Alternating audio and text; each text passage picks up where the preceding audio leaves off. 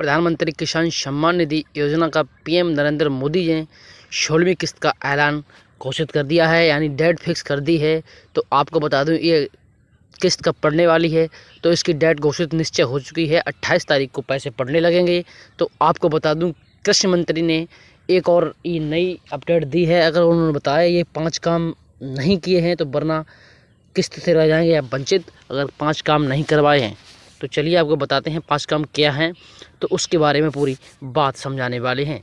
तो अर्जुन मुंडा ने, जो कृषि मंत्री हैं, तो पीएम किसान सम्मान निधि योजना के तहत किसानों को प्रति वर्ष 6,000 रुपये की राशि प्रदान की जाती है। सभी पात्र किसानों से जुड़ी आवश्यक प्रक्रिया के पूरी नए नियम का लाभ लेने के लिए आज की आधिकारिक वेबसाइट पर pmkisan.gov.in पर पंजीकरण करवाएं। तो आप देख सकते हैं इसके माध्यम से, अगर आप न्यू किसान हैं तो पंजीकरण करवा लें। अगर आप पहले से ही पंजीकृत हैं तो आप अपने ये 5 काम जरूर अवश्य करवा लें, वरना आप फिर वंचित रह जाएंगे। तो ये जो कृषि मंत्री हैं उन्होंने नया तो किया है, तो घोषणा की है। तो आपको बता दूं ये क्या है वो 5 काम। तो 5 काम चलिए आपको बताते हैं, वो बहुत ज़रूरी है। प्रधानमंत्री किसान सम्मान निधि योजना की अग्रिम किस्त का लाभ पाना, तो ये आवश्यक काम 5 है करवाना। तो आप देख लीजिए, आधार नंबर 1 लिख रखा है आपका, आधार और बैंक अकाउंट सीडिंग अवश्य है। मैं बहुत सारी वीडियो में बता चुका हूँ, पर अब लोग बिल्कुल गौर नहीं करते हो, देखते नहीं हो। तो भाई मेरी उसमें कोई गलती नहीं है, और आप लोगों के लिए जहाँ तक बनती है मैं एक से एक इम्पोर्टेंट खबर लाता रहता हूँ। तो आप लोग प्लीज़ थोड़ा सपोर्ट करिएगा, ताकि हमारा मोटिवेट बढ़ सके, आपके लिए अच्छी सी जानकारी ला पाऊँ।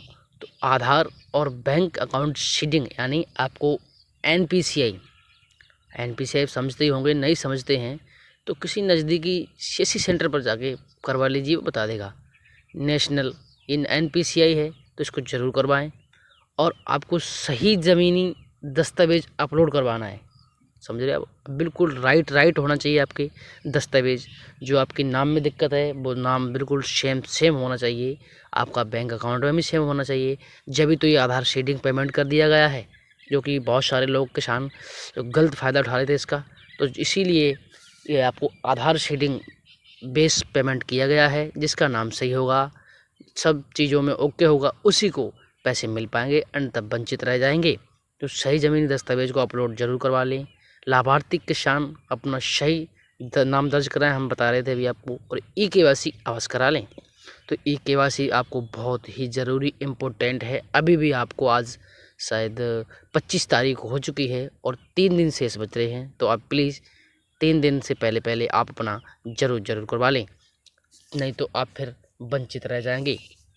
तो चलिए आपको स्टेटस कैसे चेक करना है, लैंड सीडिंग यस है या नो है, पेमेंट मोड नो है या यस है। तो आपको चलिए क्रोम ब्राउज़र पर जाने के बाद आपको pmkisan.gov.in साइट को, पोर्टल को ऑन करना होगा।